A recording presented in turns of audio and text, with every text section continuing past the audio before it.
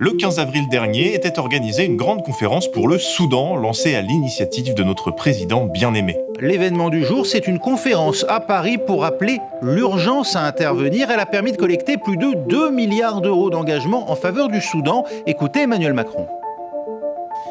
Il nous semblait absolument indispensable d'affirmer la force d'une action collective en faveur de la paix et du droit international humanitaire en ce jour. Alors, 2 milliards d'euros, c'est bien, mais les Nations Unies estiment que le Soudan a besoin de 3,8 milliards d'euros juste cette année pour gérer la crise. Mais quelle crise, me direz-vous ? C'est vrai que je vous balance comme ça dans le grand bain de l'information sans vous donner aucun contexte. En plus, je vous mets des images de Macron. C'est pas très sympa.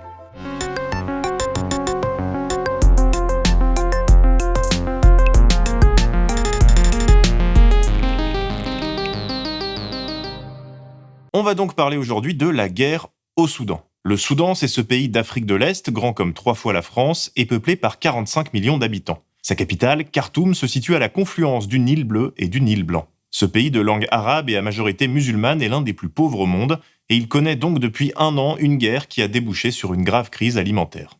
Selon Amnesty International, sur les 49 millions d'habitants au Soudan, c'est plus de 25 millions qui sont dans une situation d'insécurité alimentaire. Et parmi eux, c'est 2,9 millions d'enfants qui souffrent d'une malnutrition aiguë.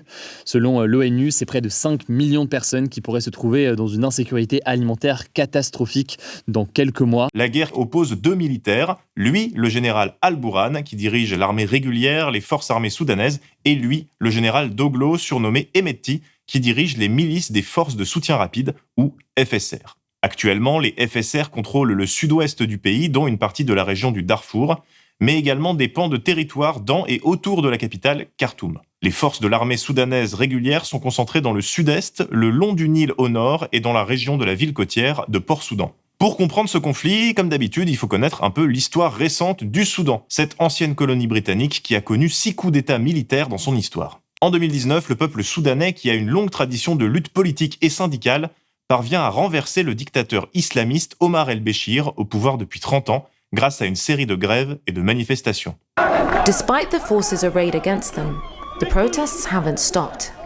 Instead, they've spread across all sectors of society. These pictures show Sudanese doctors joining the rallies. Après ça, toujours en 2019, s'ouvre une période de transition avec un pouvoir partagé entre les civils et les militaires. Samedi, chefs de la contestation et militaires ont signé l'accord constitutionnel. Il prévoit de transférer le pouvoir aux civils sur 3 ans et 3 mois. Une transition délicate. Dans les premiers mois, il s'agira surtout de maintenir la paix. Principale crainte, le rôle joué par Mohamed Hamdan Daglo, le général accusé avec ses milices, les RSF, de la violente répression de manifestants le 3 juin dernier. Eh oui, ils avaient raison d'être inquiets. C'est jamais une bonne idée de partager le pouvoir avec des militaires. Ou même juste de mettre des militaires à des responsabilités. Sinon, ça donne des trucs bizarres, genre la 5e République. J'appelle ça la France, mademoiselle.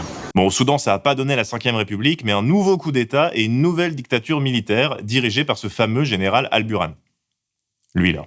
Nous avons décidé de décréter l'état d'urgence dans tout le pays et de dissoudre le gouvernement et le Conseil de souveraineté. Nous restons cependant attachés aux accords internationaux signés pendant le règne du gouvernement intérimaire et à la transition vers un État civil. Ça, c'était en octobre 2021, mais depuis, pas de trace de transition vers un quelconque gouvernement civil, malgré la mobilisation continue et courageuse des Soudanais. Et donc, depuis le 15 avril 2023, la situation a tourné à la guerre civile, comme le racontait Grégoire Sauvage dans un article pour France 24. Ce scénario du pire était redouté par la communauté internationale et de nombreux Soudanais, tant les relations entre les 2 hommes forts du régime se sont dégradées ces derniers mois sur fond de lutte de pouvoir et de rivalité pour l'accaparement des ressources. Mais la goutte d'eau qui aurait fait déborder le vase concerne une réforme de l'appareil sécuritaire, prévoyant l'intégration des FSR dans l'armée régulière dans le cadre de l'accord de transition vers la démocratie. Les FSR, elles sont issues des Janjaouides, des milices arabes qui ont commis pour le compte de la dictature d'Omar el-Béchir de nombreuses exactions contre les ethnies non-arabes du Darfour, cette région du sud-ouest du pays. Et ils sont fans d'exactions. Pendant le conseil de transition, ils ont massacré 100 manifestants qui faisaient un sit-in à Khartoum. Et ce sont eux qui sont accusés de la plupart des violences contre les civils dans le conflit actuel, comme le montrait ce reportage de France 24 réalisé en octobre 2023. Ces miliciens s'installent chez les civils et sont souvent dans les rues, plus au contact de la population que l'armée. Sur les réseaux sociaux, ils se vantent sans gêne de leur débordement.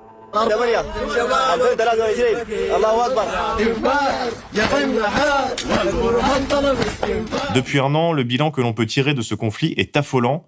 Les affrontements auraient fait au moins 15 000 morts, mais ce chiffre est probablement très sous-évalué. Plus de 8,5 millions de personnes ont été déplacées par la guerre, qui touche principalement Khartoum et le Darfour. Sur un an, en dehors des 6 millions de déplacés internes, on compte actuellement environ 630 000 réfugiés au Sud-Soudan, 500 000 réfugiés en Égypte et 600 000 au Tchad.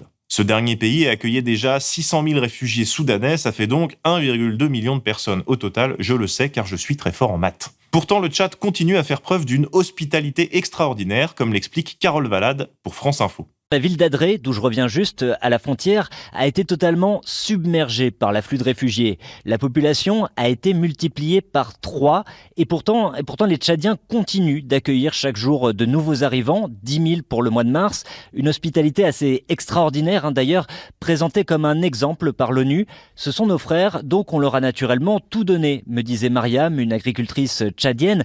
Mais nous sommes en train de devenir aussi pauvres qu'eux, s'alarme-t-elle. Et puis récemment, des Soudanais ont commencé à partir plus loin. 6 000 personnes seraient déjà arrivées en Italie, selon le Haut Commissariat des Nations Unies pour les réfugiés. Donc la conférence du 15 avril pour gérer la crise au Soudan, elle s'est tenue à un moment où des personnes commencent à essayer de rejoindre l'Europe. Une Europe qui est une Europe forteresse et qui évidemment a très peur, et on pense à la Syrie, d'un afflux de réfugiés qui, dans ce cas-là, va se mobiliser financièrement pour aider les agences onusiennes et les ONG internationales à distribuer une aide qui est absolument vitale pour la population, soit hors du pays, soit à l'intérieur du Soudan. Mais quel cynisme, enfin. Je suis sûr que nous, les Français, on a organisé cette conférence non pas par peur de l'autre, mais parce qu'on est sympa. Regardez, Stéphane Séjourné nous a même fait une vidéo inspirational #feelgood.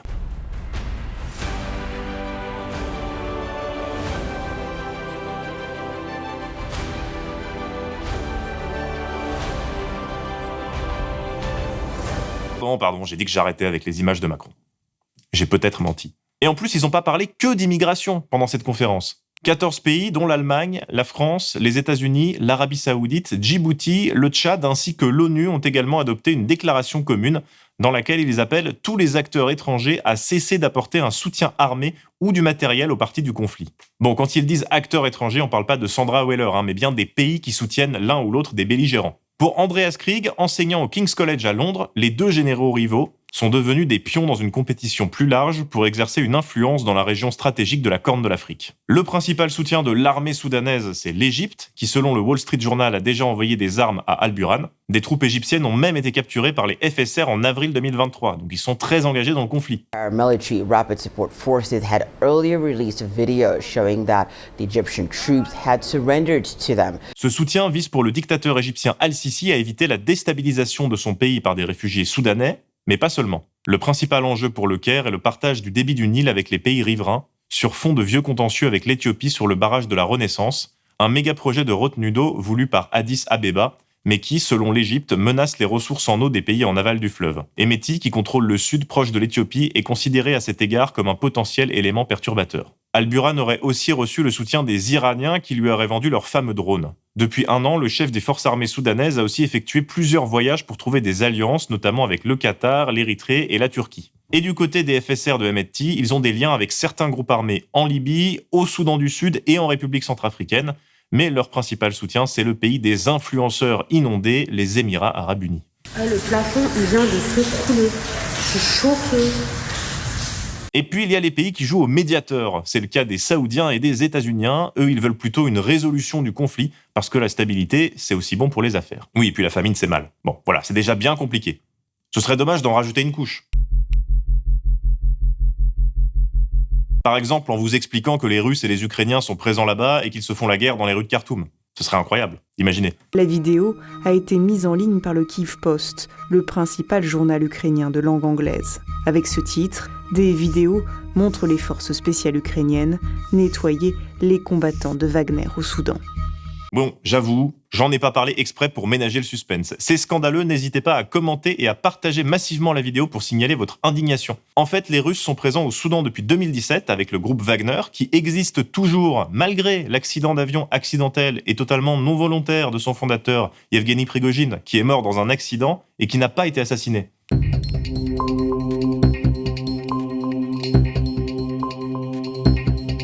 Il s'agissait bien d'un accident d'avion. Un accident. L'ancien dictateur Omar el-Béchir avait des liens avec la Russie et leur avait même promis la construction d'une base militaire à Port-Soudan. Aujourd'hui, les mercenaires russes sont plus actifs dans le sud du pays. Alliés au FSR de Hemedti, ils exploitent les mines d'or du pays. 2011. Le Soudan du Sud, qui abrite les 3/4 des réserves de pétrole soudanaises, fait sécession avec le Soudan. Privé de ce revenu essentiel pour son économie, le Soudan se tourne alors vers l'or. En 8 ans, entre 2009 et 2017, la production d'or du pays passe de 15 à 107 tonnes. Dès 2022, CNN faisait état de l'implication des Russes dans ce business au Soudan. Selon certaines estimations, la contrebande consomme jusqu'à 90% de l'or extrait dans le pays. Les Russes auraient envoyé 16 avions chargés d'or du Soudan vers la Syrie. La quantité exacte d'or exporté est inconnue, mais elle pourrait se chiffrer en milliards de dollars. Et donc, pour tenter de couper ces financements, mais aussi pour empêcher la construction de la base russe à Port-Soudan dont je vous parlais, les Ukrainiens, eux, se sont rapprochés du général Al-Burhan, de l'armée soudanaise. Ils se sont rapprochés économiquement d'abord en envoyant de l'aide alimentaire, puis militairement, en envoyant des hommes. Ils appartiennent aux forces spéciales du renseignement militaire. Pourtant, ils opèrent ici à 6000 km de la ligne de front ukrainienne. Ils se filment en opération au Soudan, dans la périphérie de Khartoum, la capitale. Le lien de ce reportage de la journaliste Gwendoline Debono est dans la description, tout comme les liens pour soutenir Blast, vous connaissez. Bon, que les Russes soutiennent des régimes autoritaires et piquent des ressources, ça on a l'habitude. Mais les Ukrainiens qui soutiennent militairement un régime dictatorial en Afrique, c'est la France qui fait ça normalement. La France du général de Gaulle. Le risque avec ces factions soutenues par des États qui ont chacun des intérêts différents, c'est celui de ce qu'on pourrait appeler un scénario à la libyenne, où deux gouvernements se partagent le pays dans un état de guerre permanente, sans qu'un État structuré ne puisse émerger. Et au final, c'est bien la population soudanaise à qui on a volé sa révolution qui en paye le prix. Voilà, l'actualité nationale, c'est déprimant, mais n'oubliez pas que l'international sera le genre humain, et nous on se retrouve dans 2 semaines.